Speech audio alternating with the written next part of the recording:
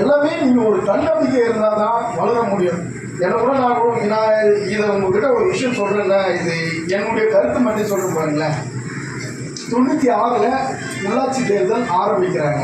அந்த காலகட்டத்தில் வந்து எங்கள் அப்பா வந்து நகர தலைவர் சசி, எங்கள் அப்பா நகர தலைவர்.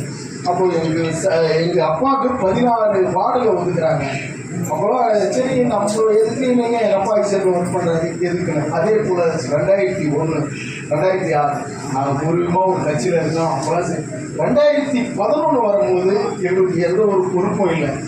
ஏன்னா இது இவ்வளோ நாளாக இருந்துச்சு நான் கொஞ்சம் ஒரு இதுவும் இல்லாமல் எனக்கு ரொம்ப நைட்டெல்லாம் தூங்க கூட மாட்டேன்.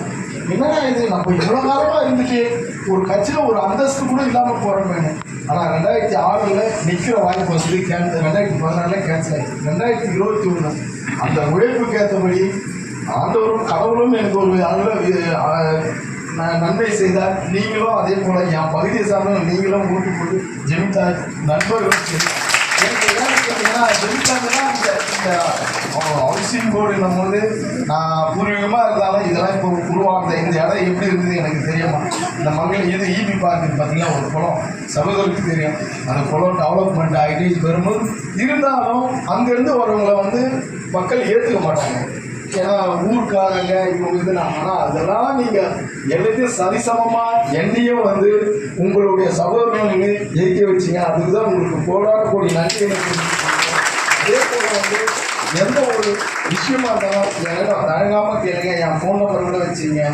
எதுவாக இருந்தாலும் என் ஆஃபீஸும் உங்களுக்கோசமே திறந்து இருக்குது. எல்லா விதத்துலேயும் எந்த உதவியும் செய்யறதாலும் நீங்கள் வந்து என்னுடைய அலுவலகத்தை அணுகுங்க. அதே போல் எந்த ஒரு பிரச்சனை இல்லாமல் நல்லபடியாக நல்ல குடும்பத்தில் யார் இடையுமே பிரச்சனை இல்லாமல் நல்லபடியாக உடல் ஆரோக்கியத்தோடு நீங்கள் வாழ்ந்து இந்த சர்வதேச மகளிர் தினமே அடுத்த ஆண்டு நீங்கள் வந்து ஒரு மண்டபம் நான் எடுத்து கொடுத்துருமா, அது நீங்களே செலெக்ஷன் பண்ணுறீங்க. ஏன்னா இது உண்மையாகவே அசிங்கம். அவங்கவுங்க இப்போ வந்திருக்கவங்க அவங்க பிள்ளைகளோடு வரணும். எல்லாரையும் கூட்டிட்டு வாங்க. நேற்று கூட இந்த சுந்தர் செங்கல் மீனாட்சியில் ஒரு ஃபேஷன் ஷோ நடந்தது. நான் ரொம்ப சீஃப் கெஸ்ட்டாக தான் போனேன்.